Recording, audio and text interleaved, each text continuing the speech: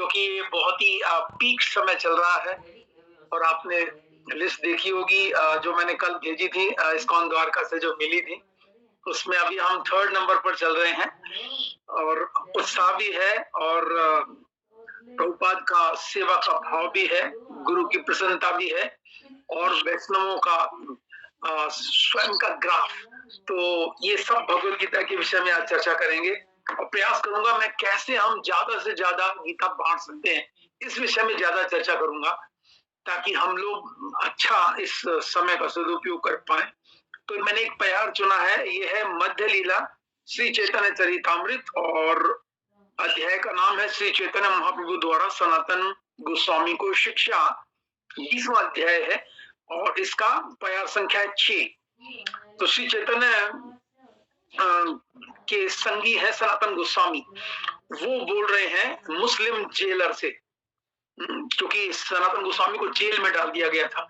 उनकी इच्छा थी प्रचार करने की और रूप गोस्वामी तो पहले चले गए थे त्याग पत्र दे के और धन बहुत मिला था, लेकिन ये घर में ही बैठ गए थे और सेवा नहीं कर रहे थे। राजा ने पता किया, अरे ये तो घर में ही बैठे हैं, तो फिर सनातन गोस्वामी को जेल में डाल दिया और सनातन गोस्वामी के पास चिट्ठी आई थी रूप गोस्वामी की कि मैंने कुछ धन रखा है, वो धन लेके आप इस मुसलमान जो भी जेलर है इसको दे दो और निकल जाओ। तो सनातन गोस्वामी इस प्यार में जेलर को बोल रहे हैं ये बात, जो प्यार मैंने चुना है। क्या कह रहे हैं?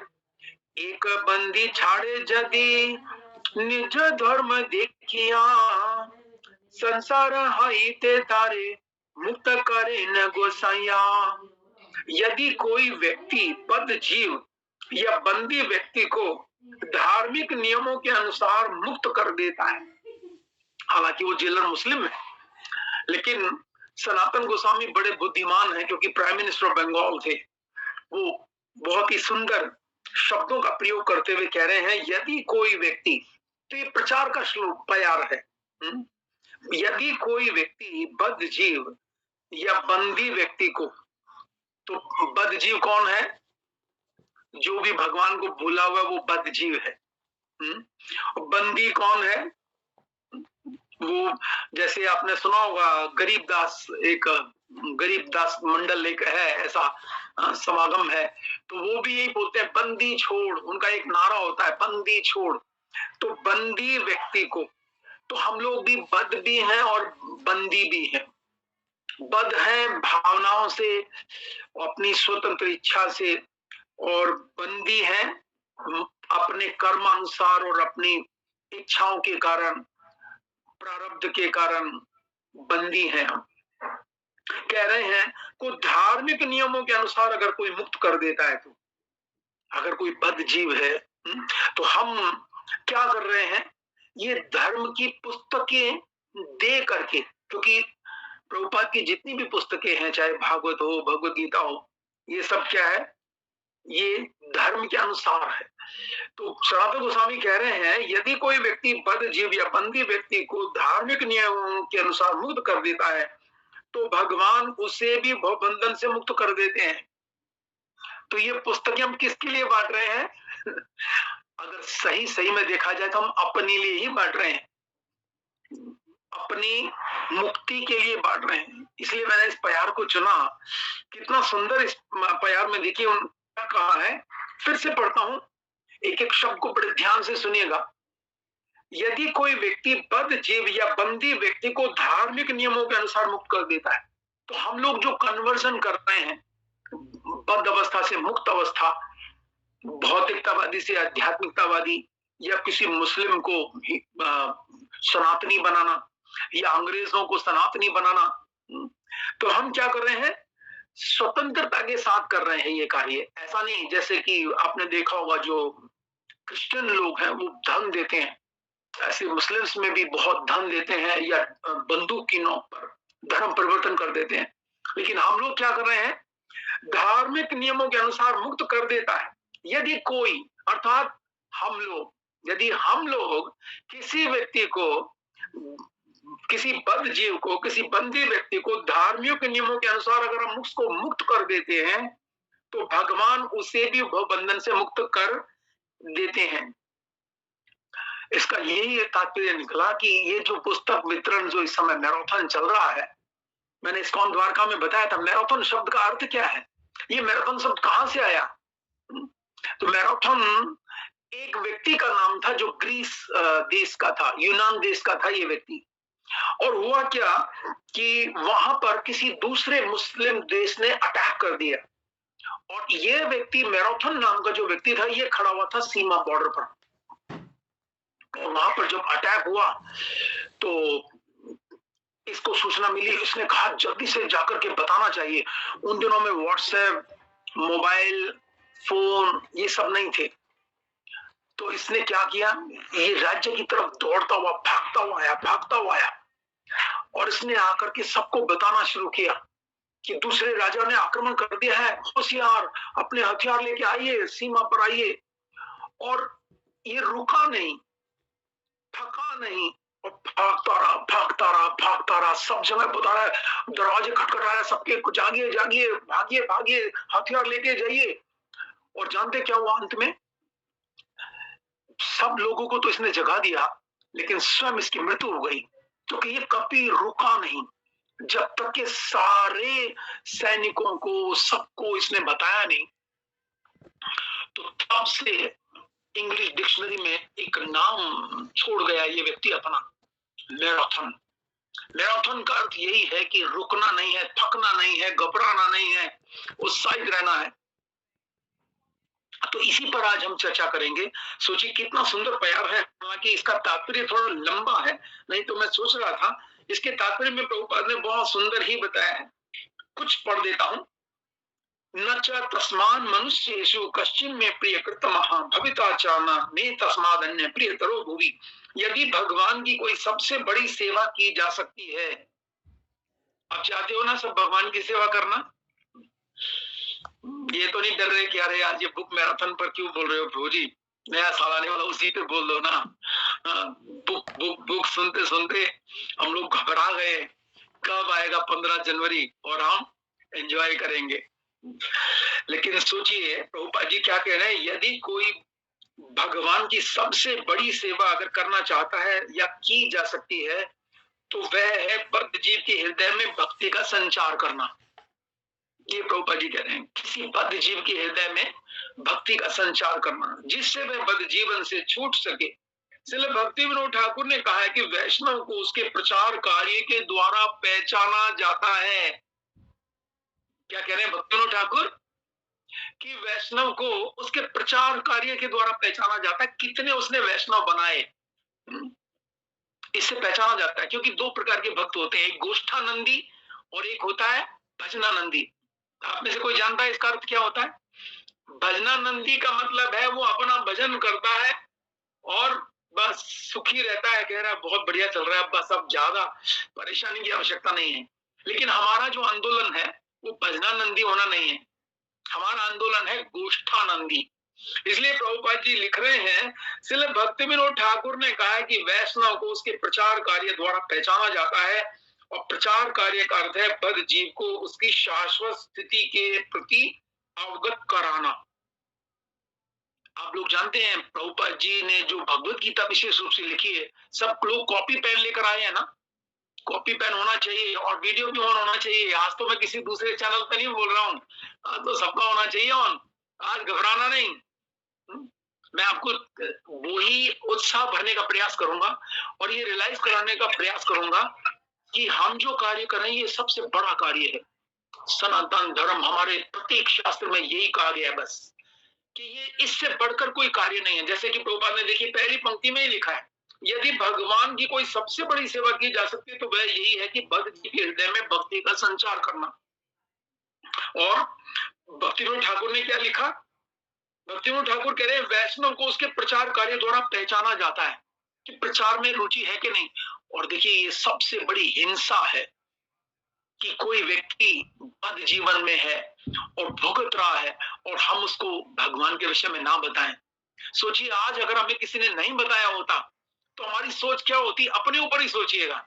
हाँ, हम भी सोच रहे होते ना कि इस फ्राइडे को कौन सी फिल्म आने वाली है, या नए साल में कहाँ जाना है, कहां पर जाकर के इस बार नया साल मनाते हैं? अरे ऊटी चलते हैं, कुल्लू चलते हैं, मनाली चलते हैं, यही सोच रहे होते हैं ना हम भी। लेकिन हम अभी भी यही सोच रहे हैं कि भगवत गीता कैसे बांटी जाए। और एक व्यक्ति के हाथ में अगर हम दे देते हैं ना भगवत गीता, बांटने का तरीका यही है कि आप उसके हाथ में दे दीजिए भगवत गीता एक। इससे जानते क्या होगा? उसको आज्ञा स्वीकृति तो मिलेगी कम से कम, वो ना ले कोई बात नहीं, हमें खुश होना चाहिए कि हमने उसके हाथ में तो दी भगवत गीता एक बार। क्योंकि प्रभुपाद कहते हैं कि मेरी पुस्तकें, मैंने कहा ना कॉपी पहले कराए हैं, प्रभुपाद जी ने एक स्थान में बताया है कि 46 ग्रंथों से कंसल्ट करके मैंने भगवत गीता के तात्पर्य लिखे हैं। अगर कोई प्रभुपाद के भगवत गीता के तात्पर्य पढ़ लेता है, इसका अर्थ क्या हुआ? उसने कितने ग्रंथ पढ़े? 46 ग्रंथ पढ़ लिए उसने। सोचिए प्रभुपाद की कितनी मेहनत होगी। 46 स्क्रिप्चर्स का उन्होंने वहां से लेकर के और भगवत गीता में छोटी छोटी तात्पर्य में सब कुछ दे दिया। आगे प्रभुपाद कह रहे हैं, छोटा सा ही तात्पर्य है ये, जीव की शाश्वत स्थिति है भगवान की सेवा करना, इसलिए भव बंधन से छूटने के लिए सहायता करने का अर्थ है जीव के इस को जागृत करना कि वह कृष्ण का सनातन सेवक है। जीवरे स्वरूप है कृष्ण नित्य दास। महाप्रभु सनातन गोस्वामी की और इसकी आगे व्याख्या करेंगे। तो ये बहुत लंबा तात्पर्य है, लेकिन मैंने बहुत छोटा ही इसमें आपको पढ़ के सुना है। तो आपने अनुवाद में सबसे महत्वपूर्ण बात पढ़ी कि हम जो ये गीता बांट रहे हैं, ये किसके लिए बांट रहे हैं? भगवान उसे भी भव बंधन से मुक्त कर देंगे। संसार हाइते तारे मुक्त करे ना गोसाई। गोसाई क्या करेंगे? उसी व्यक्ति का उद्धार कर देंगे। और श्रील प्रभुपाद ने एक स्थान में कहा है कि जितने भी बुक डिस्ट्रीब्यूटर हैं, ये सब भगवान के धाम जाएंगे। कितनी बड़ी बात है देखिए। Book distribution is my heart, ISKCON is my body, और जितने भी बुक डिस्ट्रीब्यूटर हैं ये सब भगवान के धाम जाने वाले हैं। प्रभुपाद ने कहा है कि जितने पुस्तक, जो पुस्तक डिस्ट्रीब्यूशन में है, बुक डिस्ट्रीब्यूशन में है, विशेष रूप से भगवत गीता मैराथन में पूरे उत्साह के साथ लगा हुआ है, he will see one day Krishna face to face। एक दिन वो आमने सामने भगवान को देखेगा। सोचिए कितनी अद्भुत ये चर्चा है श्रील प्रभुपाद ने जो की है। देखिए जिस समय पर श्रील प्रभुपाद, अभी भारत गुलाम है, जिस समय प्रभुपाद का जन्म हुआ था 1896 में, हमारे आचार्यों की मैं थोड़ी देर के लिए चर्चा करता हूं, उनका मूड, क्योंकि इस्कॉन में आने का मतलब है हमें अपने आचार्यों का मूड देख करके अपने आप को उसमें ढालना पड़ेगा। आप ये नहीं कह सकते प्रभु जी मेरे अंदर ऐसा भाव है नहीं। देखिए 1896 में भक्ति विनोद ठाकुर ने, उस समय भारत के आजाद होने के कोई चांसेस नहीं है क्योंकि 1947 में आजादी मिली है। तो भक्ति विनोद ठाकुर ने एक पुस्तक लिखी, श्री कृष्ण चैतन्य एंड हिज प्रिसेप्ट्स, और वो उसको भिजवाया विदेशों में। जब प्रभुपाद गए तो उन्हें मिली वो पुस्तक कि 1896 में भेजी थी। सोचिए इस समय बांग्लादेश के अंदर हिंदुओं पर अत्याचार, यहाँ भारत में भी हिंदू मुस्लिम और आपस में कितना एक दूसरे का, विशेष रूप से मुस्लिम्स के द्वारा। लेकिन जो भक्त होते हैं ना, वो भगवान के अनुसार सोचते हैं, वो इन क्लैश में नहीं आते। भक्ति विनोद ठाकुर प्रचार की सोच रहे हैं, भारत आजाद की नहीं सोच रहे हैं। मतलब जैसे प्रभुपाद से कहा, किसी ने कहा कि मायावादी ने कहा स्वामी जी हम तो भगवान बनना चाहते हैं, और प्रभुपाद ने क्या कहा? हम भगवान के बाप बनना चाहते हैं। क्योंकि भगवान अपने भक्तों में से चुनते, ये मेरा पिता, ये मेरी माता। अर्थात हमें केवल भारत की चिंता नहीं थी, हमारे आचार्यों को पूरे संसार की चिंता थी। विश्व में पुस्तक भेज रहे हैं 1896 में भक्ति विनोद ठाकुर, और उस समय पर भी पुस्तक वितरण होता था। आपको जान करके आंखों में आंसू आ जाएंगे, बल्कि सुन करके, जिस समय लगभग 1503 के आसपास श्रील जीव गोस्वामी, श्रील लोकनाथ गोस्वामी मिले और उन्होंने प्लान किया कि हम सारे भारत के अंदर ये प्रचार करेंगे, पुस्तक वितरण करेंगे। तो जीव गोस्वामी की अध्यक्षता में 3 भक्तों को चुना गया था, नरोत्तम दास ठाकुर, श्यामानंद प्रभु और श्रीनिवास आचार्य। ये तीनों को चुना गया, जबकि दीक्षा ली थी नरोत्तम दास ठाकुर ने लोकनाथ गोस्वामी से। शिक्षा गुरु कौन थे? जीव गोस्वामी। ऐसा नहीं होता कि दीक्षा हमने उनसे ले ली प्रभु जी, अब हम तो बस नहीं। शिक्षा गुरु 100 में नहीं शिक्षा गुरु हो सकते हैं। लोकनाथ गोस्वामी से दीक्षा ली है जीव नरोत्तम दास ठाकुर ने, और लोकनाथ गोस्वामी से कहा मैं शिक्षा उनसे ले लूं। उन्होंने कहा हाँ बिल्कुल लीजिए। जीव गोस्वामी उनके शिक्षा गुरु बने, और जीव गोस्वामी की अध्यक्षता में पुस्तक वितरण के ऊपर चर्चा हुई। हमारे आचार्यों ने मीटिंग की कि सनातन धर्म को अगर बढ़ाना है, भगवान को अगर प्रसन्न करना है, तो हमें पुस्तक वितरण करना पड़ेगा। सन 1503 की चर्चा बता रहा हूं मैं ये। और उस समय पर कोई पुस्तकें छापने की मशीनें नहीं होती थी। सुनने में मैंने कहा ना, आंखों में आंसू आएंगे। हमारे पास तो केवल पुस्तकें हैं और बांटनी है। हमारे आचार्यों के पास क्या था? पुस्तकें नहीं थी। वो एक पुस्तक लिखते थे, दूसरे से कॉपी हाथ से उतारते थे, फिर उसको बांट के आते थे। कितना मुश्किल कार्य। और स्कोर कार्ड भी सुनाया जाता था। एक पूरा पुस्तक है जिसमें चिट्ठी लिख रहे हैं कि नरोत्तम दास ठाकुर ने कितनी पुस्तकें बांटी। मतलब 15 पुस्तकें बांटी तो 15 हाथ से लिखी फिर बांटी, 10 लिखी फिर बांटी। और फिर नरोत्तम दास ठाकुर एक चिट्ठी लिख रहे हैं, देखिए क्या लिख रहे हैं।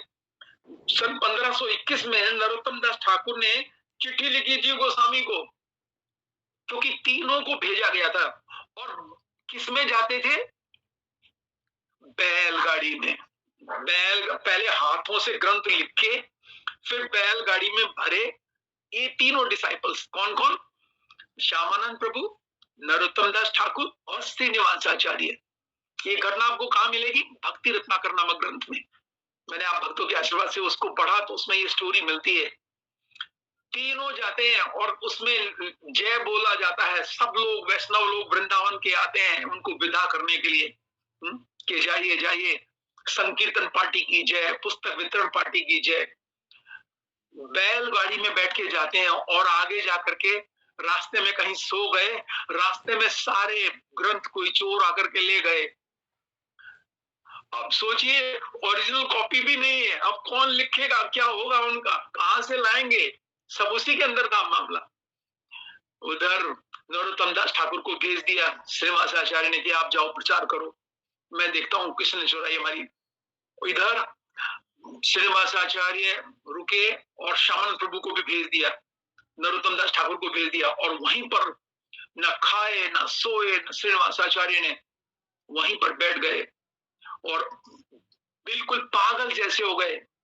और फिर वो उनको किसी ने भोजन दिया, कोई उनको लेकर गया गांव में। और वो जानते किसने चुराई थी? दीर्घ विष्णुपुर के राजा थे, दिन के राजा रात के डाकू। आज भी बताते हैं कि वहां मोबाइल बहुत चोरी होते हैं, आज भी 500 साल बीत गए उन घटना को, तब भी। तो श्रीनिवासाचार्य वहां गए, वहां पर भागवत कथा चल रही थी। वो जो सुना रहा था वो ठीक नहीं सुना रहा था। श्रीनिवासाचार्य ने जब सुनाया तो राजा ने कहा ये कथा करेंगे, और करते करते वहां के गुरु बन गए। राजा को दीक्षा दी। राजा ने कहा दक्षिणा, उन्होंने कहा मेरी दक्षिणा एक है, मेरे हमारे ग्रंथ हमें चाहिए। वहीं बैठ गए देखिए।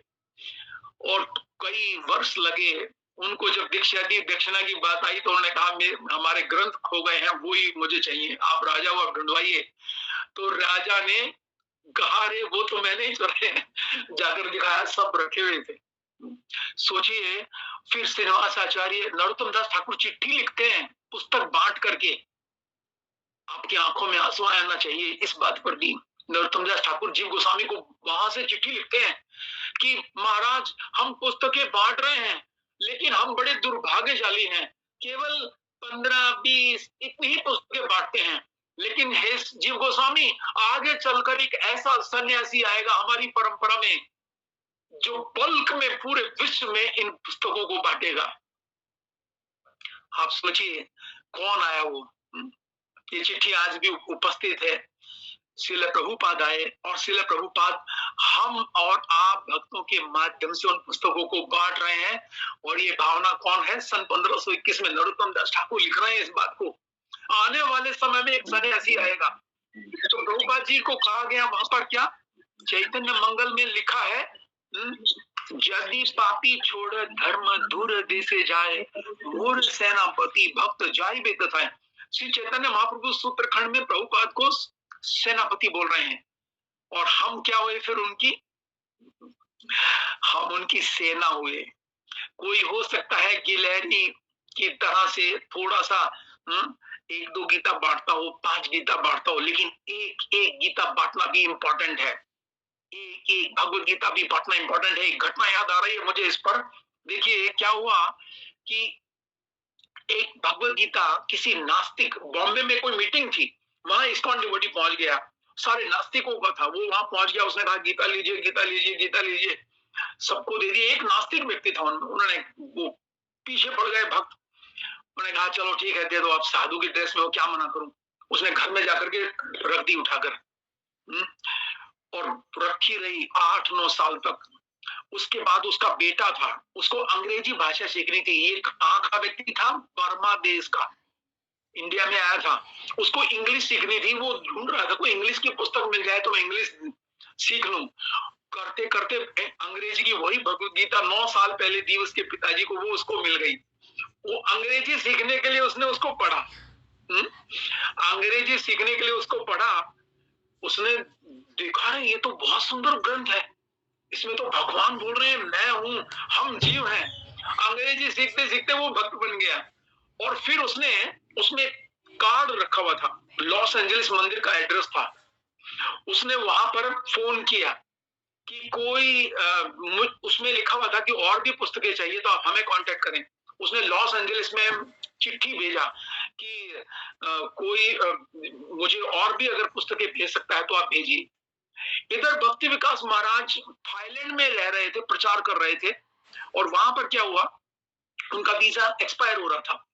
उन्होंने कांटेक्ट किया कहां पर, लॉस एंजलिस में, कि मैं यहाँ थाईलैंड में हूं और बर्मा के अंदर मुझे प्रचार करना है, कोई ऐसा व्यक्ति है जो बर्मा में जानकार हो आपका?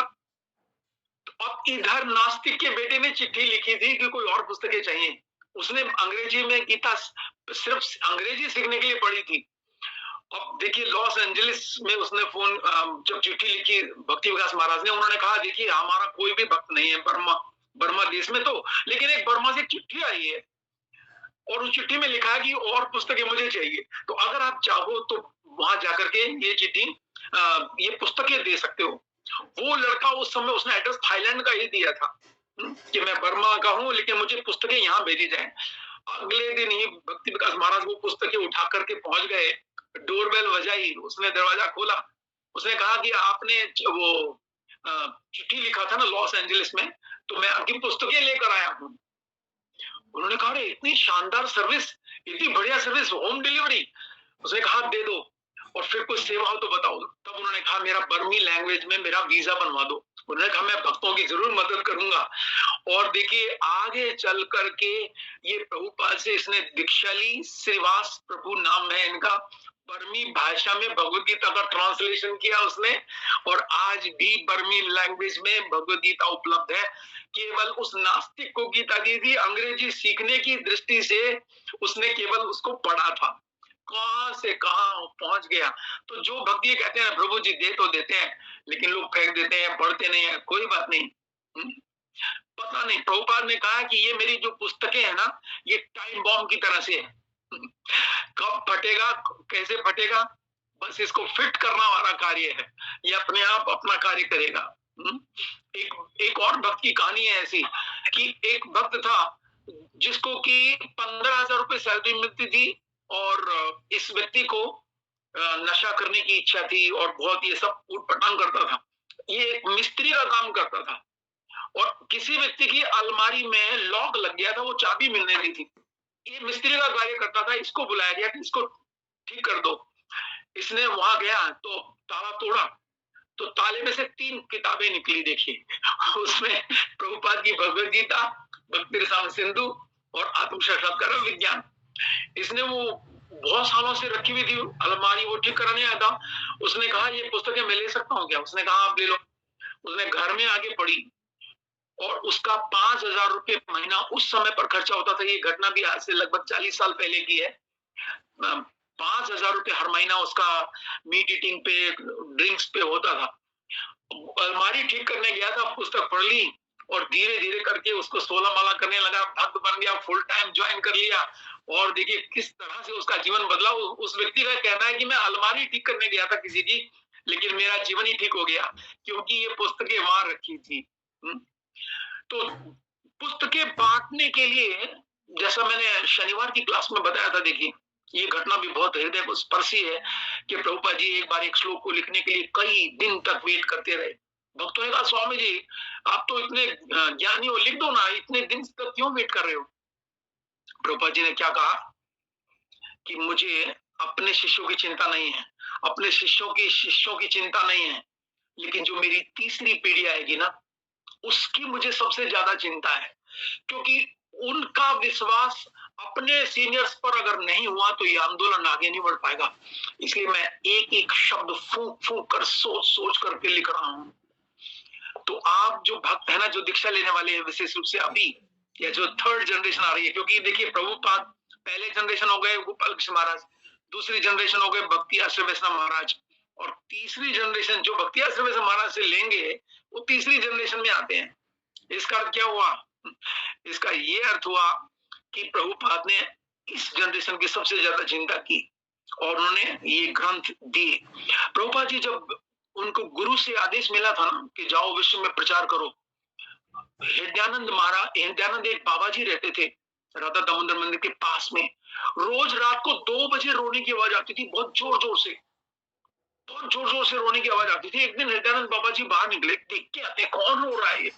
जानते वो कौन रो रहा था? रात को ठीक 2 बजे झाड़ू लगा रहे हैं प्रभुपाद जी रूप गोस्वामी की समाधि के पास में, और जोर जोर से रो रहे हैं जैसे एक बच्चा रोता है, और ये रो रहे हैं कि मेरे गुरु ने मुझे सन 1922 में आदेश दिया था, अभी तक मैं उनकी कोई भी सेवा नहीं कर पाया हूं, हे रूप गोस्वामी आप ही मुझे आशीर्वाद दो। और रूप गोस्वामी ने साक्षात श्रील प्रभुपाद को दर्शन दिया कि महाराज आप अपने उद्देश्य में जरूर सफल होगे, मैं आपको आशीर्वाद देता हूं। तो सोचिए प्रभुपाद कितना रोए हैं इस आंदोलन को चलाने के लिए। ये जो थर्ड जनरेशन आ रही है ना, इसकी बहुत बड़ी जिम्मेदारी है इस मूवमेंट को। मैं भी अब देखिए राउंड अबाउट 60 पे पहुंच गया हूं। मैं एक दिन सोच ही रहा था, अरे बाप रे मैं 60 पे आ गया क्या? मुझे खुद नहीं पता, मैं 60 के आसपास आ गया, यानी नेक्स्ट ईयर अभी 25 में 60 हो जाएगा मेरा। मैं सोच रहा हूँ कि अरे 60 का मतलब तो बस 60 के बाद कुछ पता नहीं होता व्यक्ति कब चला जाए, कहाँ चला जाए, है ना? कभी भी शरीर छूट सकता है, उसके बाद ज्यादा चांसेस होते हैं। तो अगर कोई भक्त ऐसा निकल कर नहीं आया जो इस आंदोलन को अपना आंदोलन माने, तो कैसे इस क्षेत्र में आगे बढ़ेगा? फिर ये सब भक्तों की जिम्मेदारी है कि कैसे, जैसे प्रभुपाद रोए हैं, जैसे प्रभुपाद ने चुन चुन के लिखा है। देखिए भगवान श्री चैतन्य महाप्रभु की लीला अभी भी चल रही है। आप चैतन्य भागवत में पढ़ोगे ना, अभी लीला समाप्त हुई है महाप्रभु की। महाप्रभु ने कहा पृथ्वी त्याचे जत्न नगरादि ग्राम सर्वत्र प्रचार हुई बे मोर नाम। इस पृथ्वी में जितने भी नगर गांव है, एक दिन ऐसा आएगा घर घर में मेरा नाम लिया जाएगा। ये नाम कैसे लिया जाएगा? जब हम लोग बाहर निकलेंगे पुस्तकें लेकर के, और जब तक पुस्तक नहीं दी जाएगी ना किसी को, तब तक कोई भक्त नहीं बनेगा। जब तक कोई सेल्फ स्टडी नहीं करेगा, हमारे सतीश प्रभु जानते होंगे इस बात को अच्छी तरह, क्योंकि प्रभु जी टीचिंग करते हैं, कितना भी ट्यूशन किसी को पढ़ाओ, लेकिन जब तक वो बच्चा सेल्फ स्टडी नहीं करेगा ना, तब तक उसके एजुकेशन में आगे बढ़ने के चांसेस नहीं है ना। इसलिए मैं अपना पर्सनल अनुभव करता हूं, जब मैं श्रीमद् भागवतम पढ़ता हूं तो मुझे ऐसा लगता है जैसे एक सुरक्षा कवच है चारों तरफ, कोई भी बाहर की शक्ति आकर के डिस्टर्ब नहीं कर सकती। ऐसे अनूठे रत्न है हमारे पास ये भगवत गीता और प्रभुपाद जी की पुस्तकें। तो भगवान चैतन्य ने क्या कहा? भारत भूमि ते हैला मनुष्य जन्म यार, जन्म सार्थक करी करी पर उपकार। क्या कहा महाप्रभु ने? ये नहीं कहा कि अपना अपना जन्म सार्थक करो, क्या कहा? करी पर उपकार, दूसरे का उपकार करना भी अवश्यम भावी है। जैसा हमने इस प्यार में ही पढ़ा, देखिए अनुवाद में, कि जो औरों की सहायता करेगा वो अपने आप ही मुक्त हो जाएगा। इसे यह पता चलता है कि जो हम ये कार्य कर रहे हैं इसके ऊपर भगवान श्री चैतन्य महाप्रभु की दृष्टि है, उन्होंने कहा है ये बात, जारे देखो तारे कहो कृष्ण उपदेश, हमारा क्या गुरु है या तारो यही देश। क्या कह रहे हैं? जारे देखो तारे कहो कृष्ण उपदेश, जिसको भी देखो जिससे भी मिलो उसे क्या कहो? कृष्ण उपदेश। और कृष्ण उपदेश क्या है? कृष्ण कहाँ उपदेश देते हैं? भगवत गीता। जिसको भी देखो जिससे भी मिलो उसे कृष्ण उपदेश कहो, और गुरु हैया अमर आज्ञा, गुरु हैया तारो है देश, मेरी आज्ञा है तुम गुरु बनो। इसलिए कितनी सुनहरी सुंदर बात है कि हम किसी को दास नहीं बनाते। हालांकि हमारे यहाँ दीक्षा के बाद नाम दास मिलता है, लेकिन सही भाव में जो व्यक्ति इस ज्ञान को सीख लेता है ना, किसी भी ऐसी सभा में जाओगे ना, आप अगर 5 मिनट भी बोल दोगे, लोग कहेंगे अरे ये तो बहुत सुंदर शिक्षा दे रहे हैं। महाप्रभु ने कहा, क्या कहा? आमार आज्ञा गुरु हैया तारो यही देश, तुम गुरु बनो और लोगों को गाइड करो। तो इसे पता चलता है, जब महाप्रभु कह रहे हैं पूरी पृथ्वी में ये फैलेगा, जो कोई भी भारत में जन्मा है वो अपना उपकार करे फिर परोपकार करे, और जो जिसको देखो उसको कृष्ण उपदेश कहे। इसका मतलब ये आदेश किसको है? हम भारत में ही रहते हैं ना, हम भारत में रहते हैं, इसलिए हमें ये आदेश मिला है। फिर ये बटेगी कैसे? प्रभुपाद जी से किसी ने पूछा, स्वामी जी आपकी भगवत गीता बांटने के लिए हमें क्या करना चाहिए, कैसे हम ज्यादा से ज्यादा गीता बांट सकते हैं? प्रभुपाद जी ने एक ही कहा, स्ट्रॉन्ग साधना। जिस भक्त की साधना स्ट्रॉन्ग होगी ना, वो आराम के साथ निकलेगा। क्योंकि गिलास में जब हम दूध ज्यादा भर देते हैं तो छलकता ना, एक स्थिति में आकर के हमें अपने आप को इतना भर देना चाहिए प्योरिटी से, प्योरिटी द फोर्स, कि अपने आप छलकेगा ही छलकेगा, जरूर छलकेगा। तो प्रभुपाद जी ने कहा, मेरी पुस्तकें बांटी जाती हैं स्ट्रॉन्ग साधना से, स्ट्रिक्ट हो, सीरियस हो, सिंसियर हो, सिंसियरिटी होनी चाहिए, और आखिरी में प्रभुपाद ने कहा उत्साह हो। जब तक कि हमारी स्वयं की इच्छा नहीं होगी ना कि मैं पुस्तकें बांटूंगा, कोई कुछ भी कहे मैं पुस्तकें बांटूंगा भगवान की प्रसन्नता के लिए, गुरु की प्रसन्नता के लिए, वैष्णवों की प्रसन्नता के लिए, तब तक वो गीता नहीं बांट सकता अगर उसमें उत्साह नहीं है तो। सोचिए, भगवान की दृष्टि हम पर है, कोई एक भी गीता ना ले, इससे कोई अंतर नहीं पड़ता। Quantity does not matter. क्या मैटर करती है? प्रयास, आपकी कोशिश कितनी है। अगर आप रोज कोशिश कर रहे हो ना, नित्य प्रतिदिन, श्री चैतन्य महाप्रभु रोज पूछते थे, नित्यानंद प्रभु हरिदास ठाकुर को भेजते थे कि जाओ सुनो सुनो नित्यानंद, सुनो हरिदास सुनो मेरी बात, जा करके प्रचार करो। और शाम को पूछते थे आज कितनी प्रचार हुआ, क्या क्या रिपोर्ट सारी पूछते थे। जैसे आजकल हमसे पूछा जा रहा है इस्कॉन द्वारका से, अगर मैं किसी दिन नहीं भेजता हूँ तो 10:30 पौने 11 आ जाता है मैसेज, प्रभु जी आज आपकी एक भी गीता नहीं बटी क्या? फिर मैं देखता हूँ कि कुछ बटी है तो वो मैसेज भेज देता हूँ आगे। फिर वो अगले दिन मंगल आरती में अनाउंस हो रहा है, हर रोज मंगल आरती में अनाउंस होता है कि आज उस नजफगढ़ के भक्तों ने इतनी बांटी है, उन्होंने इतनी बांटी है। तो रिकॉर्ड भी लेते हैं। तो उत्साह की कब आएगा? जब हमारी स्वयं की इच्छा होगी ना कि मैं इन पुस्तकों को बांटने का भरपूर प्रयास करूंगा, और इसके लिए उत्साह की आवश्यकता है। और उत्साह आता है कब? देखिए, मैं पर्सनली फील कर रहा था, जो बातें हम व्यास आसन पर बोलते हैं वही बात आपको गली में बोलनी है बस।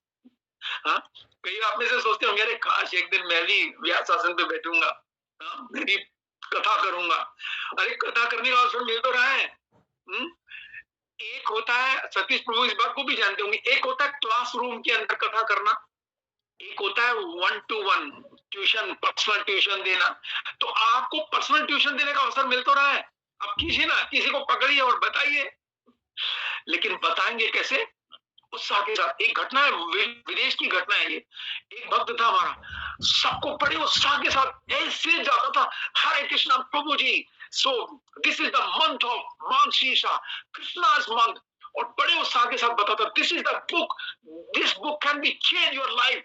बड़े उत्साह के साथ सबको बता रहा था, और कोई ले नहीं रहा था, कोई नहीं ले रहा था उससे। वो बताता जा रहा था, बताता जा रहा था, बहुतों को बताया, सबने मना कर दिया। एक व्यक्ति उसको वॉच कर रहा था, वो उसके पास आया, कि क्या अद्भुत धैर्य है आपका।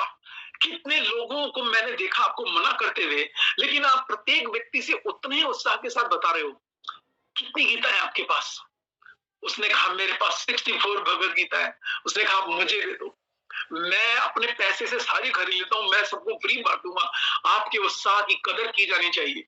देखिए उसकी 64 एक मिनट में हो गई। इतने लोगों को प्रयास कर रहा था, वो एक भी नहीं ले रहा था, लेकिन उसका उत्साह कम नहीं हुआ। तो इसका ये अर्थ है कि भगवान ने उस व्यक्ति को हृदय में ये बात डाली, करे ये व्यक्ति अपनी ड्यूटी अच्छे से कर रहा है, भाई इसको खरीदो। उसने खुद पैसे दिए और फ्री में बांट दी। देखिए क्या। तो इसका ये अर्थ हुआ, हमारे अंदर जब अपनी इच्छा होगी ना, तब हम बांट पाएंगे। हम उन भक्तों को नहीं कह सकते जिनकी खुद की इच्छा नहीं है, हमें निकलना होगा। इसलिए आपने थ्री व्हीलर के पीछे लिखा देखा होगा, जो दिखता है वो बिकता है। प्रचार के विषय में पढ़ा है किसी ने? थ्री व्हीलर के पीछे कहीं कहीं लिख देते हैं कि यहाँ प्रचार करो, क्योंकि जो दिखता है वही बिकता है। तो इसलिए अंग्रेजी में कहावत है, when you show more you will sell more. जब आप लोगों को दिखाओगे ही नहीं, ऐसा तो नहीं होगा ना आपके घर में कोई घंटी बजाए और आ कहे कि प्रभु जी मुझे पता चला इस्कॉन के तक तो 11 गीता दे दो। ऐसा नहीं होगा ना कभी। और देंगे कैसे? देंगे ऐसे, देखिए आप ना, जिसको दिखाओ ना उसको क्या बोलोगे, एक गीता मत दिखाना कभी भी। एक गीता आपने दिखाई, उसने कहा नहीं लेनी, तो आगे बढ़ना पड़ेगा। जानते क्या बोलना होता है? 11 गीता लेके दिखाइए उसको सीधा, कि देखिए एक अपने लीजिए और बाकी औरों को भी बांटिए। अपनों को अपनों के लीजिए, अपने रिश्तेदारों के लीजिए। आप भी हमारे सनातन धर्म के प्रचार में सहयोग कीजिए। हम सनातन धर्म का प्रचार करने के लिए निकले हैं। इससे उसके बाद में मन में एक बात जरूर क्लिक होगी कि अरे ये व्यक्ति सनातन धर्म का प्रचार कर रहा है और मुझे कह रहा है एक लो और 10 आप भी लोगों को बांटो, तो मुझे एक तो ले ही लेनी चाहिए। अगर मैं औरों को नहीं बांटता, अगर आपने एक ही दे तो वो नहीं, मना कर दिया तो खत्म कहानी। हमने उसके हृदय में ये बात डालनी है, इस बात को हमेशा रिपीट करना जरूर, क्या कि हम सनातन धर्म का प्रचार कर रहे हैं, इसमें आप हमारा सहयोग कीजिए। और आज की डेट में ये हॉट केक है। आज की डेट में हॉट केक है। सब लोग जानते हैं कि जागेगा भाई जागेगा, हिंदू जागेगा। कैसे जागेगा? जब पढ़ेगा तो जागेगा, सुनेगा तो जागेगा। अगर आप पढ़ोगे सुनोगे नहीं तो कैसे जागोगे, कैसे पढ़ोगे? तो हमारा उत्साह कैसा होना चाहिए? एकदम हाई पावर पर। पुस्तकें बांटने का अर्थ जानते क्या है? हम क्या बांट रहे हैं? कोई हमसे कहे ना ये पुस्तकें बांट रहे हो आप, उनको कहना चाहिए कि हम क्या बांट रहे हैं जानते हैं? हम धर्म को बांट रहे हैं। क्योंकि शुद्ध गोस्वामी से प्रश्न पूछा शौनक ऋषि ने, भागवतम के 1343 में आप चेक कर लेना कि जिस समय श्री कृष्ण स्वधामों उप गए थे, जब श्री कृष्ण अपने धाम में चले गए तो धर्म ने किसकी शरण ग्रहण की? धर्म कहां मिलेगा? शुद्ध गोस्वामी ने क्या कहा? धर्म ने भागवतम की शरण ली। अर्थात भगवत गीता और भागवतम क्या है? धर्म की मूर्ति है। हम धर्म बांट रहे हैं जी। जो मैं कहे ना गीता बांट रहे हो आप लोग, हम धर्म बांट रहे हैं, गीता नहीं बांट रहे हैं। हम धर्म को, क्योंकि जब जब ग्रंथों का वितरण नहीं होता तब तब क्या होता है? हमारे गुरु महाराज का कोट ऑफ द डे प्रत्येक दिन आ रहे हैं। मैं आपसे एक विनती करूंगा, क्योंकि मैं एक बार तो सोच रहा था सारे महाराज के लेटर पढ़ के सुनाऊं, लेकिन ये कार्य आप स्वयं भी कर सकते हो, क्योंकि लगभग हम ग्रुप में डाल रहे हैं। एक बार सारे गुरु महाराज के लेटर्स को जरूर पढ़िएगा। गुरु महाराज ने कल का शायद लेटर था कि हम हमारे भक्तों को बहुत कठिनाई हो रही है, लेकिन हमें उस समय सोचना चाहिए कि हम भगवान श्री कृष्ण के लिए कठिनाई उठाए हैं। जैसे श्रील प्रभुपाद ने कितना बीड़ा उठाया, कितना कष्ट उठाया। किसके लिए उठाया? आपने कभी सोचा है कि प्रभुपाद अच्छे से बिजनेस कर रहे थे, कार थी उनके घर में, और मल्लिक परिवार के स्वर्ण उस जाति के थे, बहुत धनी है। कभी जाकर के देखिए, कलकत्ता में आप कभी जाएंगे ना, मल्लिकों का घर देख के आइएगा। जानते कितना बड़ा घर है? आपने नजफगढ़ का बताता हूं, क्योंकि नजफगढ़ का सेंटर सबने देखा होगा। कम से कम आप चलिए ढांसा स्टैंड से चलिएगा और आइएगा कम से कम ये मान के चलिएगा साईं बाबा मंदिर से भी और थोड़ा आगे ही जाइएगा। इतना बड़ा घर है स्वर्ण मल्लिकों का। जी प्रभुपाद का जो बाप दादा जो लोग थे, आज भी उस घर से शाम के समय, जिस समय हम गए थे, आज भी वहां जगन्नाथ जी की स्थापना की हुई है। इतने लोगों को फ्री भोजन कराया जाता है। इस परिवार से थे, इस खानदान से थे प्रभुपाद, लेकिन कहाँ भटक रहे हैं। बैंक में जब अपना वीजा बनाने के लिए गए तो बैंक के गार्ड ने कहा, no, beggars are not allowed in this bank. उन्होंने सोचा कि सन्यासी की ड्रेस में कुछ भीख मांगने जा रहे होंगे। प्रभुपाद ने अंग्रेजी में कहा, not a beggar, I came for my passport inquiry. तो उसने कहा, महाराजा जाइए जाइए जाइए अंदर। लेकिन ऐसे इसलिए प्रभुपाद ने कितना कष्ट सहा होगा, आप सोच सकते हैं। पहले प्रभुपाद का कष्ट आप तब जान पाओगे जब आप 70 साल के होइए। पहले तो 70 साल के होकर के फिर निकलिए। अभी हमें जवानी में कितना समस्या होती है, लोग मानते नहीं है। और ऐसे लोगों को आपने दर्शन किए होंगे ना महाराज के, जो आए थे पिछले बुधवार को, ऐसे लोगों को भक्ति में जोड़ दिया। देखिए कोई कैसे जोड़ा जा सकता है। अपने इंडियंस को तो फिर भी जोड़ सकते हैं। बहुत सुंदर है। आप क्या बताओगे, ये भी साथ साथ लिखते जाना, मैं वो टिप्स भी साथ साथ बताता जा रहा हूं। आप किसी को कहिएगा, देखिए भगवत गीता में बताया गया है कि हमारा शरीर एक घोंसले के समान है और इस घोंसले के अंदर एक जीव रहता है।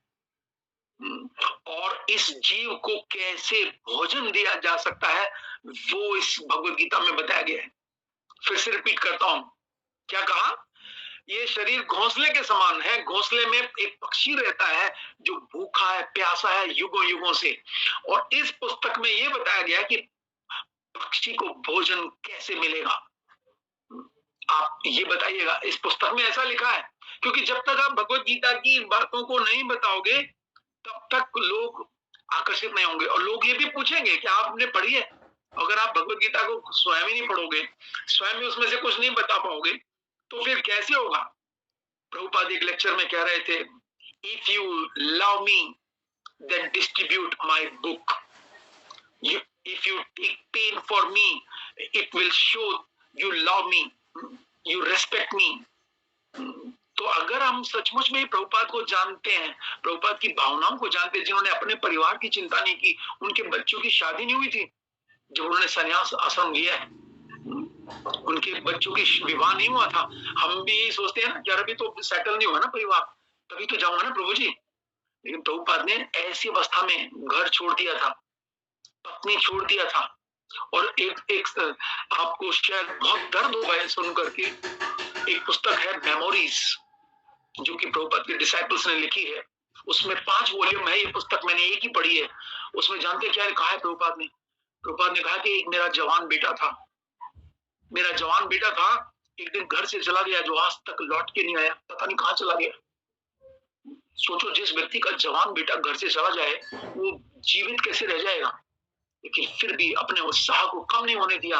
और एक दिन प्रभुपाद ने आंखों में आंसू लेकर कहा, my wife was very nice, she was very nice lady.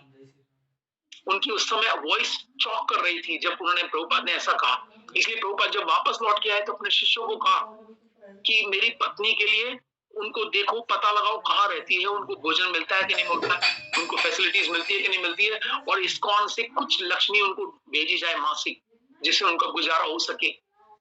सोचिए, वो व्यक्ति जिसका जवान बेटा घर से चला गया, आज तक लौट के नहीं आया, पता भी नहीं चला कहाँ गया, उनका नाम था मथुरा नाथ डी। क्योंकि मेरा सौभाग्य कि मैं 13 अगस्त 2015 को गया था कैलकाटा के इंडोर स्टेडियम में। वहां पर वृंदावन चंद्र डे, उनका सबसे छोटे बेटे थे, वो आए थे और उन्होंने प्रवचन भी किया था। उनके साथ हमने सबने फोटो खिंचाए थे। उनका नाम था वृंदावन चंद्र डे। बिल्कुल देखने में प्रभुपाद थे, ऐसे बिल्कुल पिता जैसे ही। लेकिन उनका जो बड़ा बेटा था प्रभुपाद का, वो घर छोड़ के एक दिन चला गया। थोड़ा मेंटल तो प्रॉब्लम थी उनको, लेकिन सोचिए ऐसा व्यक्ति प्रचार कैसे कर सकता है।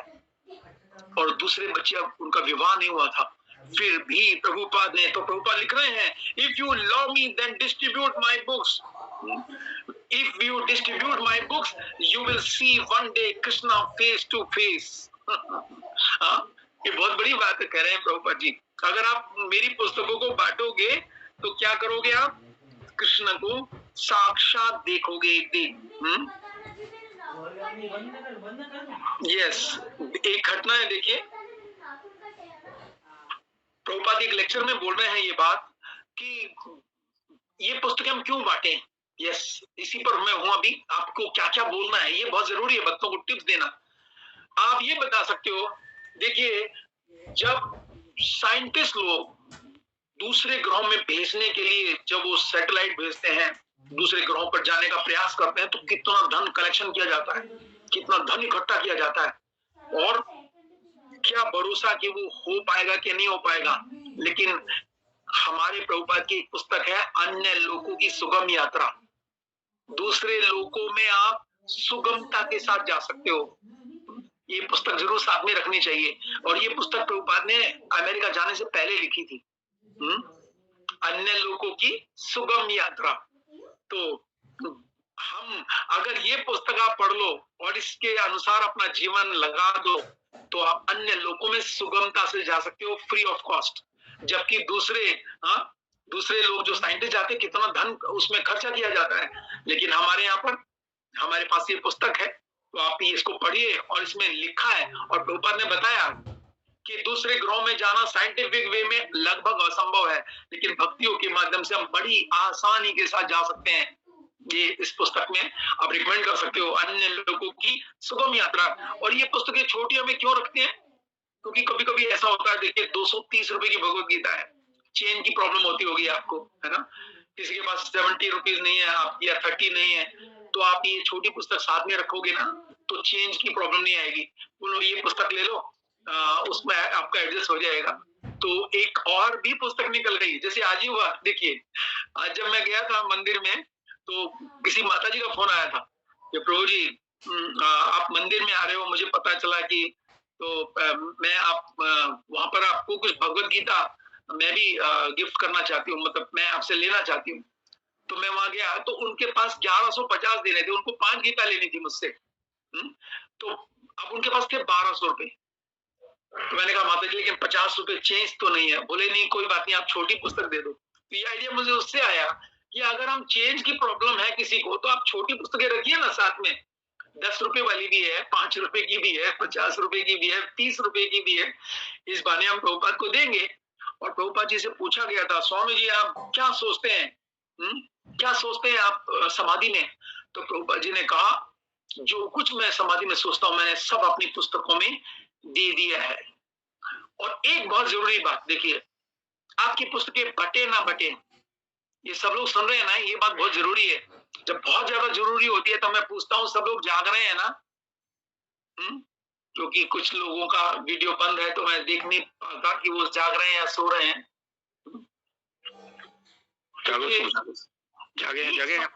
जगह है ना, बस फिर ठीक है। देखिए पुस्तक जब आप बांटने जाए ना, तो बहुत ही सुंदर बात है, you should leave best impression on that people या डिवोटी या कोई भी बाहर जो आपको मिलता है।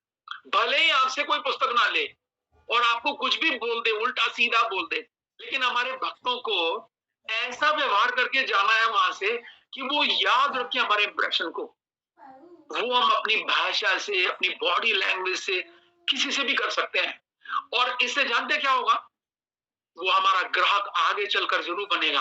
अगर हमने इंप्रेशन अच्छा छोड़ा, उस घटना में मैं नहीं जाऊंगा कि एक बार मैंने एक क्लास में सुनाई थी घटना कि मैंने अपने जिस ऑक्यूपेशन में था, मैंने किसी को ऐसा उल्टा सीधा बोल दिया था क्योंकि उसने मुझे बहुत डांट दिया था।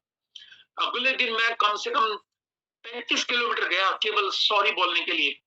मैंने डोरबेल बजाई, वो व्यक्ति बाहर आया, मैंने कहा वेरी वेरी सॉरी, कल मैंने आपको बहुत उल्टा सीधा बोल दिया था और कोई बात नहीं, तो मैं बस केवल क्षमा मांगने आया। और मैं ये कह के चल पड़ा। उस व्यक्ति को हैरानी हो गई, अरे 30-35 किलोमीटर से यही बोलने आए थे। मैंने कहा यस। तो कभी भी आप पुस्तक किसी को ना दे पाओ, लेकिन उसको मिठास से हरे कृष्ण तो बोल ही सकते हो। और अगर आपके हाथ में कुछ प्रसाद है, आजकल तो हमारे इस्कॉन द्वारका में मिलती है छोटी छोटी डब्बियां भी, अब वहां से ही ले लो, बेशक आपको दे देंगे, लोग 10 दे देंगे, आप उसको डब्बी दे सकते हो। जिसने गीता नहीं ली ना, उसको कहना कि कोई बात नहीं, देखो अगर आपने गीता नहीं ली ना, तो आप प्रसाद ले लो। प्रसाद अगर उसने ले लिया तो आपने बीज बो दिया उसको, और बीज बो दिया तो वो ज्यादा भगवत गीता ले सकता है आपसे, बहुत ज्यादा ले सकता है आगे चल करके। तो हम क्या क्या करें, लीव गुड इम्प्रेशन। और अगर वो गीता नहीं लेता है, एक और कार्य कर सकते हो, या गीता लेता भी है, ये कार्य तब भी हमें करना चाहिए। हमें अपने सेंटर का उसको एड्रेस जरूर देना चाहिए। देखिए, उसको इनवाइट करना चाहिए। ये नहीं कि हमारी गीता गई अब हम खुश हो जाएं और चलो गीता गई, अब ये पढ़े ना पढ़े मुझे कोई मतलब नहीं। नहीं, ये भगवत गीता मैराथन पूरे साल चलाना होता है सूक्ष्म रूप से। भविष्य के लिए भी हम उसको जल देते रहे उसमें, जैसे एक पेड़ होता है ना, थोड़ा थोड़ा जल डालते हैं तो भविष्य में वो फ्रूट जरूर देता है। उसको हम इनवाइट कर सकते हैं। किसी ने गीता नहीं ली, आप बोलना कोई बात नहीं, अगर आप गीता नहीं ले रहे हो तो आप कम से कम हमारे सेंटर में आइए। बहुत सुंदर प्रोग्राम होता है, सबके लिए भरपेट फ्री प्रसाद होता है, डांस होता है, भगवत गीता पढ़ाई जाती है। देखिए, इससे क्या हुआ, आपको उससे वार्ता करने का मौका मिलेगा। और जो व्यास आसन में बोला जा रहा है वो आप गली में बोलोगे, फिर वो आपसे पूछेगा अच्छा वहां क्या क्या होता है, फिर आपके हाथ में आ गया बस। वो हो सकता है वो बाद में गीता ले ले, आपने इनवाइट कर दिया ना। समझ गए, उसने गीता लेने से मना कर दिया, लेकिन आपने इनविटेशन उसको दे दिया। ये एक्चुअल में ये बहुत ही आज द्वारकानाथ प्रभु ने कहा था, संडे को कहा था ये द्वारकानाथ प्रभु ने। बहुत पगले से छोटे से भक्त है हमारे इस्कॉन द्वारका में, कल उनको बुलाया गया था मॉर्निंग में। उन्होंने एक बहुत अच्छी बात कही कि भगवत गीता जो डिस्ट्रीब्यूशन है ना, ये जो अभी चल रहा है ना, ये हमारा ग्राफ बताएगा कि हम कितने प्रभुपाद वादी भक्त बन गए हैं। ये बहुत अच्छी बात बोली उन्होंने कि हमें अपना कार्य करना है। देखिए, हम प्रचार के लिए जा रहे हैं ना, उसने गीता नहीं ली, आप इनवाइट तो कर ही सकते हो। इनवाइट करो, वहां के प्रोग्राम के बारे में बता दो कि वहां पर ये होता है, और जब फेस्टिवल्स आते हैं तो हम डांस कराते हैं, नाटक भी कराते हैं। और छोटा बच्चा अगर कोई घर में हो ना, देखिए फिर आपने उसकी नब्ज पे हाथ लगा दिया। अब अगर छोटा बच्चा हो ना तो उसको भी लेके आइएगा, हम उसको ट्रेन करेंगे, उसको नाटक में भी भाग लाएंगे। और छोटे बच्चे के नकली हो गएगा, मैं जरूर आऊंगा इनके सेंटर में। हाँ, और छोटे बच्चे से ही फिर हम फिर से उसको अपना ग्राहक बना सकते हैं। यस, ये मैंने बता दिया। हाथ में अगर भगवत गीता देंगे, एक बहुत जरूरी बात, ये मैंने बहुत सालों पहले बताई थी और ये मैंने सुनी थी जब मैं इस्कॉन में आया था।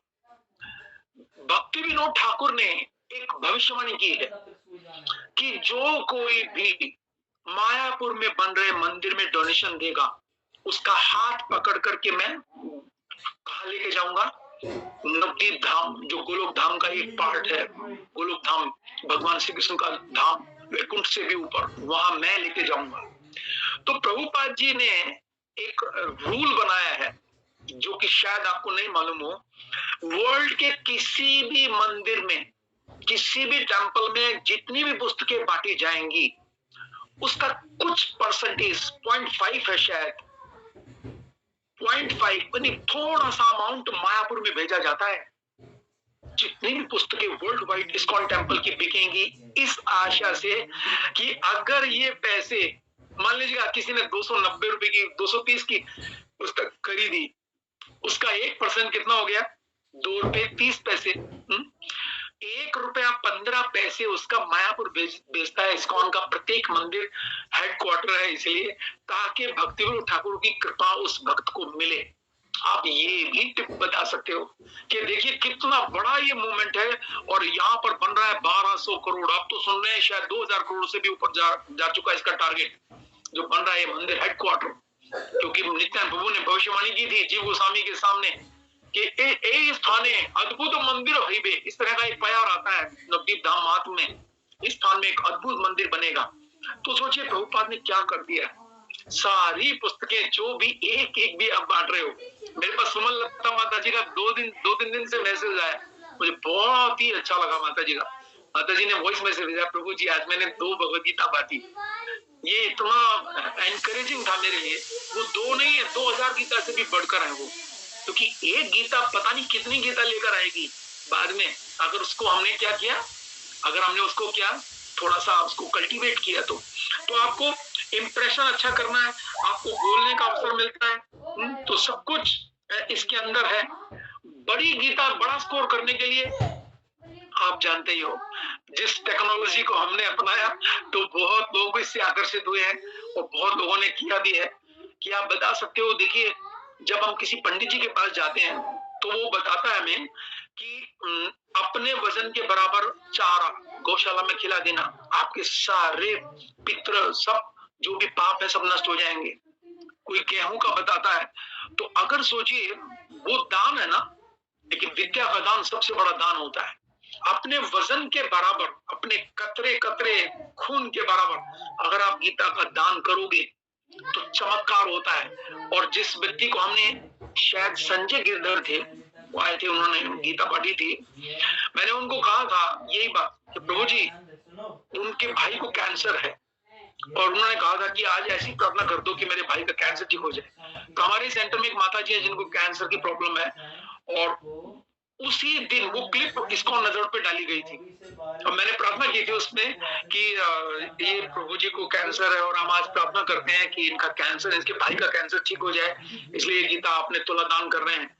तो वो क्लिप जब इस्कॉन नजर पे डली तो हमारे यहाँ किसी माता जी ने उसे देखा, और माता जी के प्रभु जी का मेरे पास फोन आया कि प्रभु जी मेरी पत्नी को कैंसर की प्रॉब्लम है इतने सालों से, और मैंने उस व्यक्ति को कहा था कि आज ही शाम तक कोई चमत्कार हो जाएगा आपके जीवन में। देखिए आप तो दान कर रहे हो भगवत गीता का अपने भाई के लिए जो हॉस्पिटलाइज्ड है।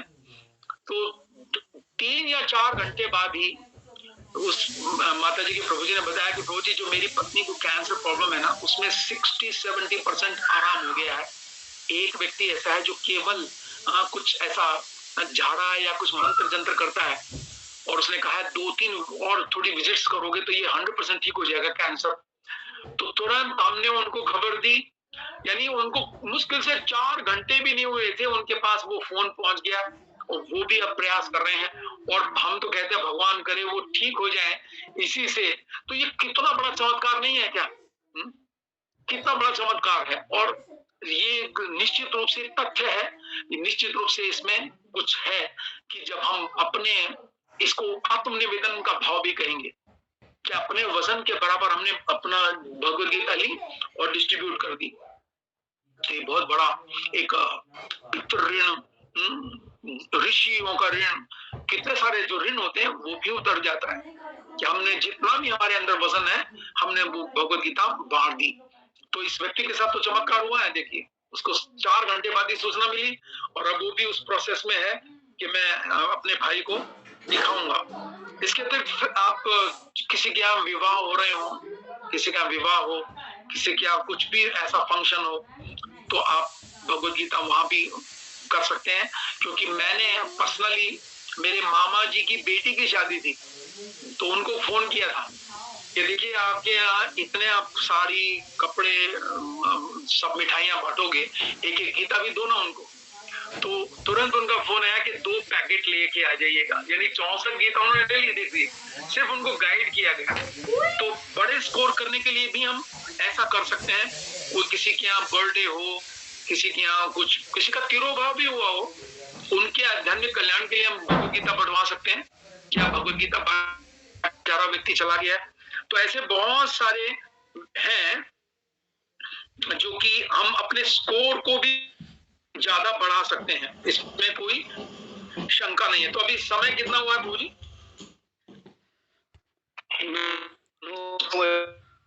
प्रभु जी हो गया।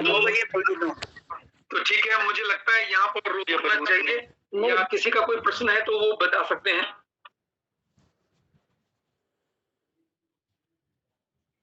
आवाज नहीं आ रही है प्रभु जी आपकी, आपके नेट में प्रॉब्लम है शायद। हरे कृष्णा प्रभु जी, हरे कृष्णा भगवान प्रणाम। यस प्रणाम, कौन बोल रहा है? प्रभु जी रोहित डाशा। रोहित आगे?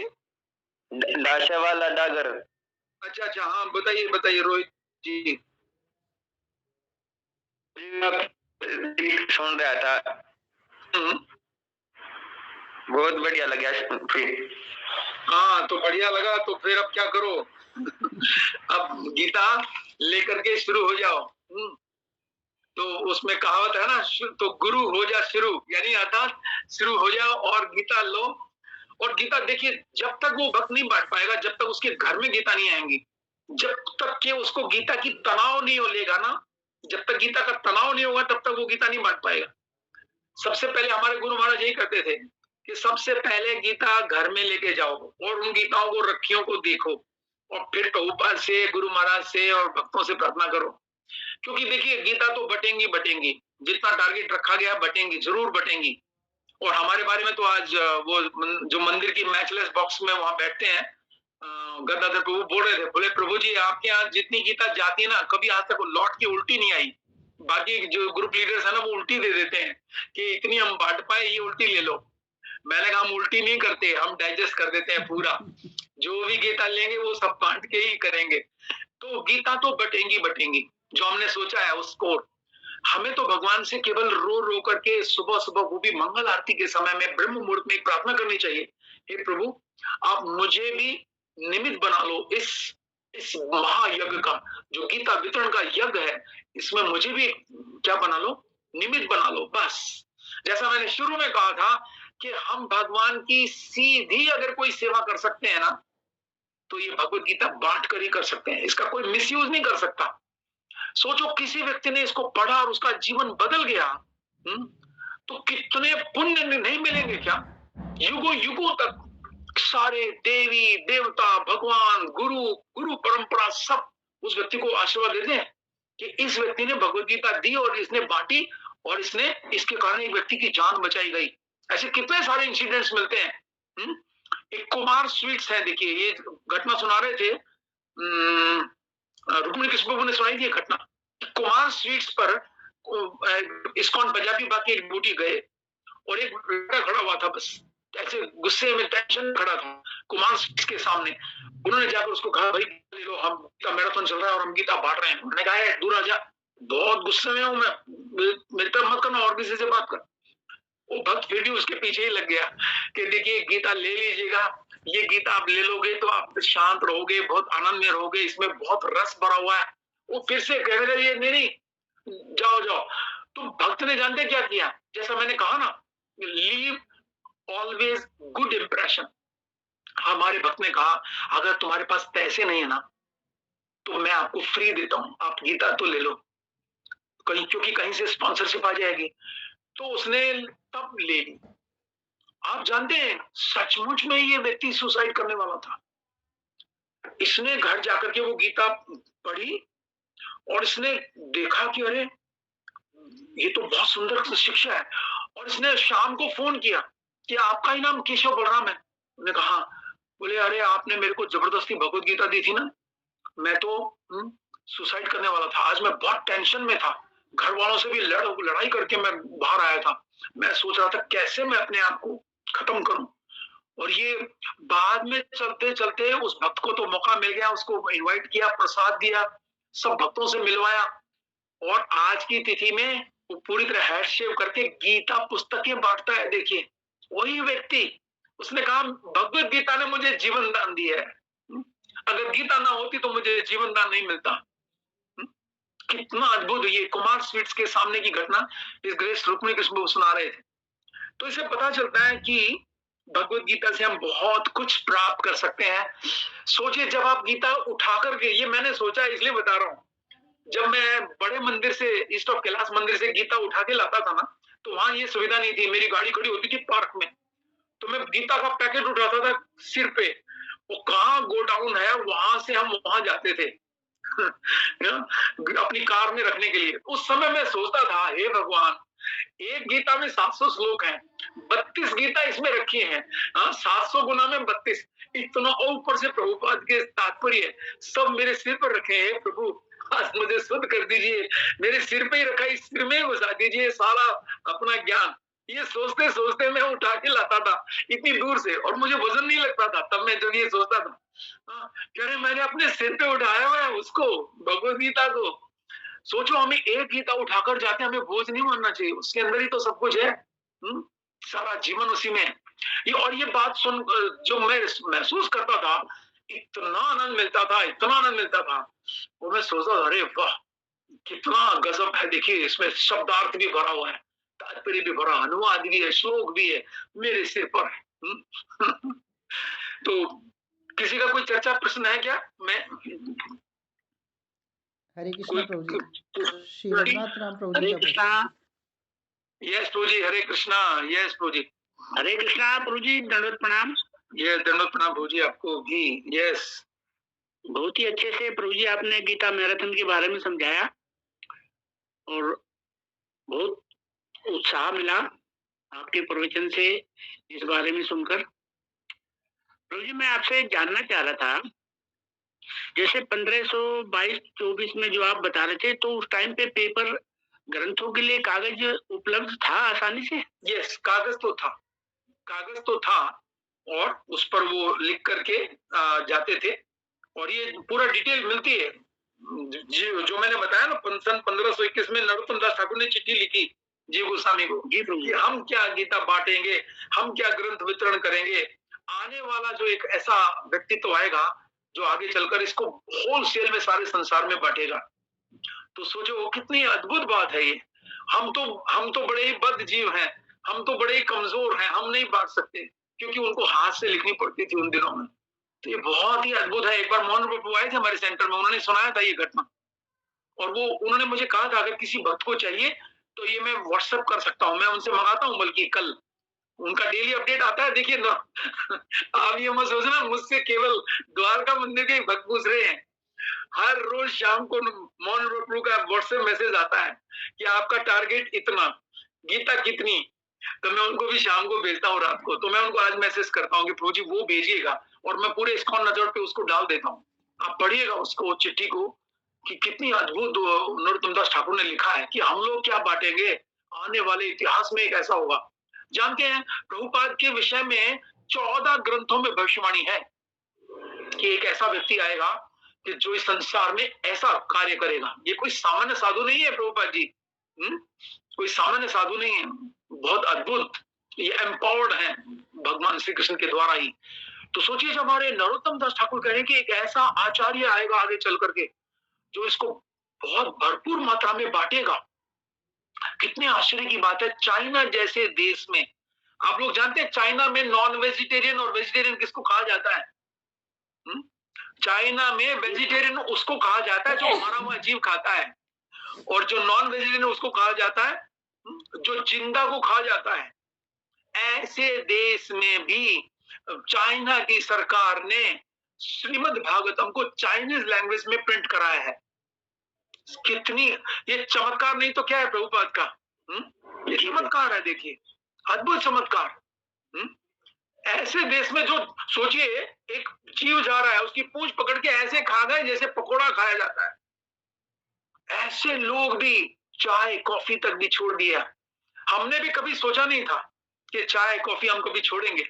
हमें अपने ऊपर सोचना चाहिए, अरे हम चाय कॉफी छोड़ चुके हैं, भगवान का नाम लेते हैं, हम बहुत बड़ा काम कर रहे हैं। अगर एक दृष्टि से देखा जाए तो बहुत बड़ा कार्य है ये। संसार समाज की सच्ची सेवा है, पुस्तकों को घर घर पहुंचाना।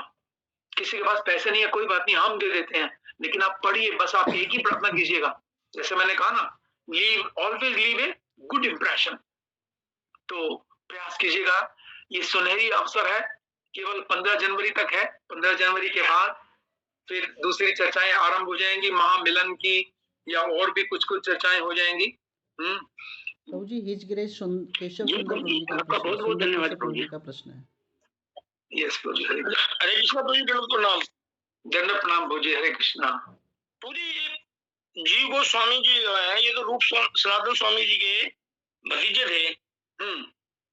तो ये 1486 में जैसे चैतन्य महाप्रभु आई धराम धाम में, और ये रूप स्वामी और सनातन स्वामी शायद मेरे ख्याल 1510 में आए थे। तो जीव गोस्वामी 1503 में, जीव गोस्वामी सबसे छोटे हैं, भतीजे हैं ना उनके, रूप और सनातन के।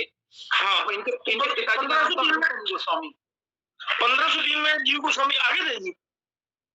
जीव गोस्वामी देखिए भगवान चैतन्य 1486 से 1534 तक रहे, 1531 से 32 तक रहे। हाँ 1534 तक रहे, ठीक है। तो जीव थे ना उस समय, जीव थे उस समय। नित्यानंद प्रभु जा रहे ना, मैंने बताया ना आज ही कि जिस समय जीव गोस्वामी नवदीप धाम की परिक्रमा करना चाहते थे, नित्यानंद प्रभु स्वयं लेकर गए साथ में। और जब तो इस स्थान में हमारा मंदिर बना है, इस स्थान में उन्होंने भविष्यवाणी की। 1521 कहा है मैंने, 1503 नहीं प्रभु जी। नहीं, आपने कहा है कि 1503 में उन्होंने नरोत्तम दास ठाकुर, सामानंद प्रभु और श्रीनिवास आचार्य को नॉमिनेट किया था, और 1521 में उन्होंने फिर पुस्तक का वितरण किया था। Yes yes yes. 1503 में अपॉइंट किए थे ना तीनों, आप ही कह रहे थे। नहीं नहीं, ये तो कुछ थोड़े दिन के बाद ही उन्होंने मैसेज किया था, जब वो अपने रिकॉर्ड भेज रहे हैं ना, हमने इतनी बांटी पुस्तक, इतनी बांटी, तो 2-3 साल के बाद की घटना है, क्योंकि श्रीनिवास आचार्य से, भक्ति रत्नाकर से हम पाते हैं इसको कि तीनों को भेजा गया था संकीर्तन पार्टी बना करके बैलगाड़ी में, ठीक है। और ये रूप गोस्वामी, सनातन गोस्वामी कब जुड़े जी इनसे? प्रभुपाद की ये नाम है महाप्रभु से कब जुड़े जी वे? आपने से 1510 बताया। ये मान के चलिएगा कि जब श्री चैतन्य ने संन्यास लिया था 24 साल की उम्र में, और उस समय पर ये बिल्कुल बालक ही थे, ये बताया गया है, बच्चे ही थे। रूप और सनातन जब रामकेली में मिले थे, जहां हम गए थे हम लोग, तो बिल्कुल ही बालक थे दोनों, रूप और सनातन, यानी कि उम्र ऐसी होगी 20 साल ऐसी। तो जीव गोस्वामी तो उसके बाद आएंगे ना जी, पहले रूप सनातन आएंगे ना? हाँ, जीव बाद में आए। तो उसका मतलब संन्यास कब लिया, ये आप मान के चलिएगा 1510 में संन्यास लिया श्री चैतन्य ने, ठीक है जी। तो वहां पर रामकेली में इनसे भेंट हुई। तो एग्जैक्ट आपको मैं देख के बता दूंगा जीव गोस्वामी का जन्म समय, ये तो मिल जाएगा ग्रंथों में सबका, ठीक है, तीनों का मिल जाएगा।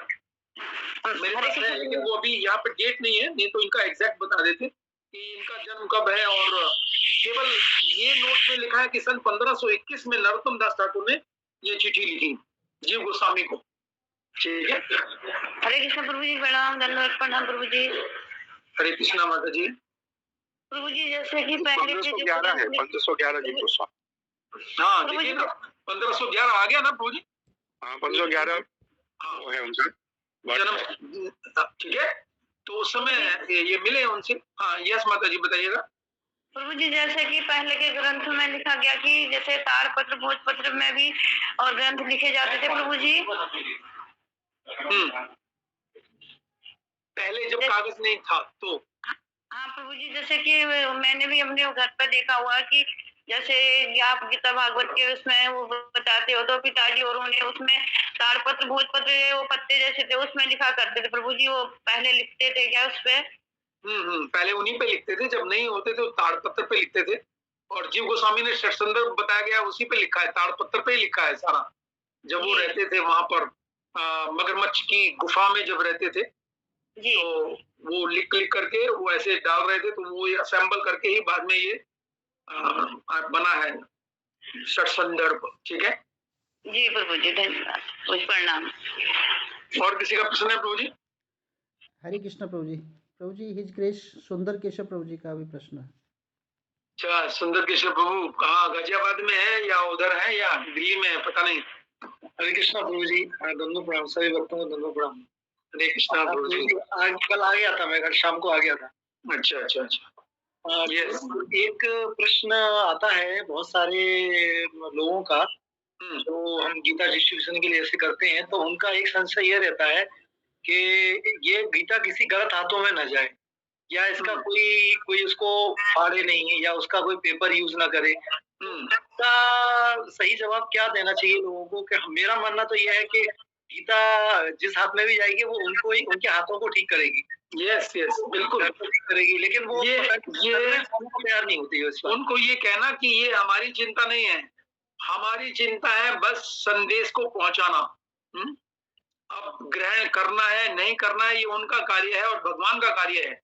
भगवान उनसे कितना कराएंगे नहीं कराएंगे, हम तो खाली क्या है, पैगंबर है हम लोग, पैगाम लेकर के दे देते हैं, पैगाम लो और बस पढ़ो।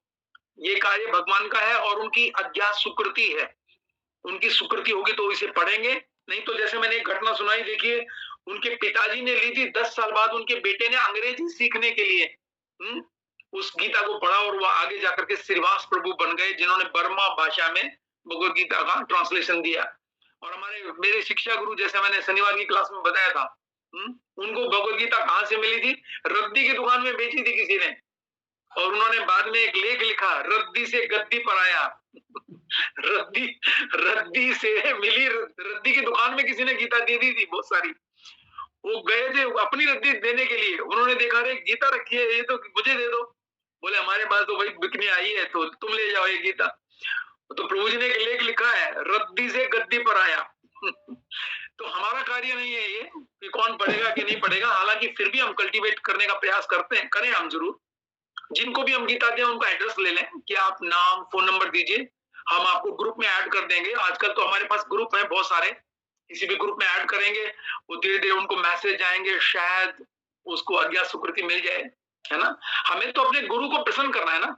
हमें जो भगवत गीता बांटनी है, हमारा जो सबसे मेन मोटो है वो क्या है, हम अपने आचार्यों को प्रसन्न करना चाहते हैं, बस अपने गुरु महाराज को प्रसन्न करना चाहते हैं। आपने सुनी होगी वो क्लिप अभी कुछ दिन पहले जो डाली गई कि राधानाथ महाराज और गोपाल महाराज में जो वार्ता हुई, सुनिए ना, बहुत सुंदर वीडियो थी ये, कि राधानाथ महाराज कह रहे हैं कि इस साल हम लोग टॉप आएंगे, नंबर 1 आएंगे, क्योंकि गोपाल महाराज हमारे केंद्र में आए हैं। और आए, देखिए वो उस साल चौपाटी इस्कॉन नंबर 1 आया। तो इससे पता चलता है कि हमने अपने आचार्यों को प्रसन्नता के लिए करना है, बस वो प्रसन्न हो जाए, हमें और कुछ नहीं चाहिए। और वो प्रसन्न हो गए ना, तो कृष्ण आपकी पॉकेट में है, ये समझ लीजिएगा।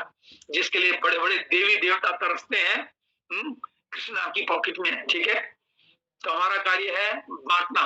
और हमारे महाराज ने तो कहा था, एक महाराज ने, हालांकि अच्छा ये यूट्यूब पे नहीं जा रहा है, महाराज ने एक बार कहा था कि महाराज हमने पुस्तक दी और उसने नहीं पढ़ी, तो महाराज बोले कि हो सकता है वो दुष्ट ना पढ़े, हमने फिर भी बांट दी है, लेकिन हो सकता है उसका होने वाला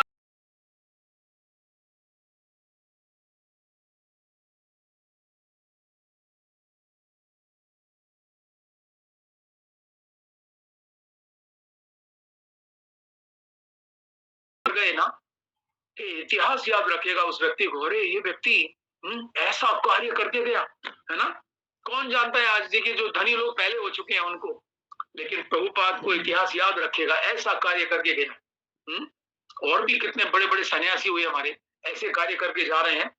तो इससे हम देख सकते हैं कि हम भी कुछ कर सकते हैं।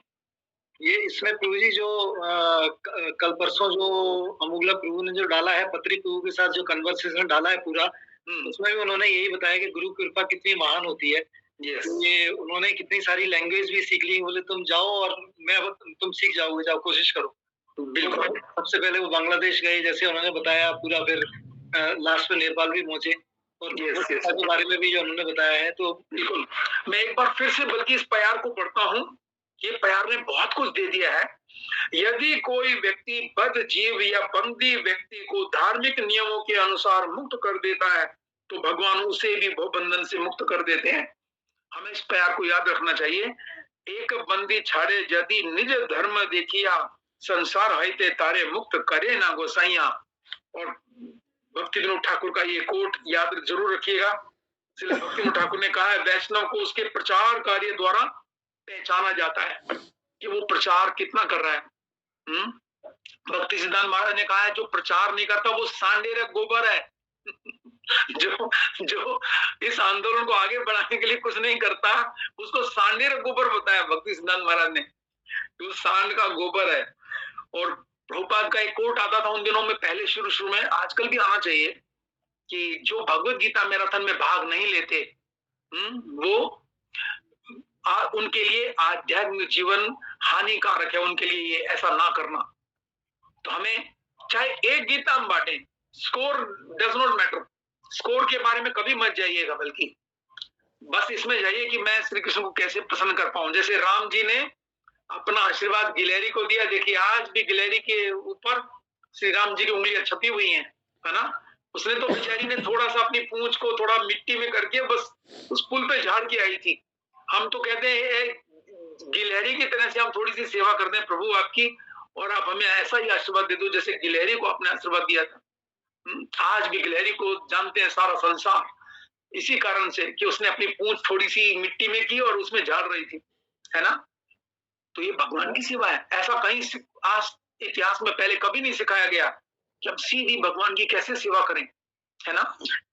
जो आप बता रहे थे, जो कॉलेज में जाके जो बताया था आपने, जो स्पॉन्सरशिप का है, वो कार्यक्रम अभी आपका कभी डेट डिसाइड हो गई है, कब का है? कल मैं जाऊंगा उसको उस हॉस्पिटल में, तो कल डिसाइड करके आऊंगा उन लोगों की सहमति अनुसार। वैसे कार्यक्रम हम लगभग 16 फरवरी के बाद करेंगे इसको, 16 फरवरी के बाद। तब तक हमारा ये क्लियर हो जाएगा हमारे पास कितनी गीता है ऐसी जो कि हम वहां दे सकते हैं।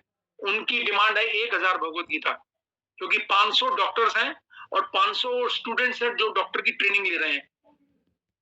तो हमने सोचा है 500 हो गई तो हम डॉक्टर्स को देंगे, और 500 और एक्स्ट्रा हो गई तो स्टूडेंट्स डॉक्टर को भी देंगे। और कोई बड़ा प्रोग्राम ऐसा कर सकते हैं, जैसे मैंने अमोघलिया प्रभु को भी हायर किया उसके लिए। मैंने कहा आपके नाम से डॉक्टर्स भी खुश हो जाएंगे। उन्होंने अमोघलिया प्रभु का फोटो देखते ही कहा था इनको बुलाओगे तो हम करा लेंगे।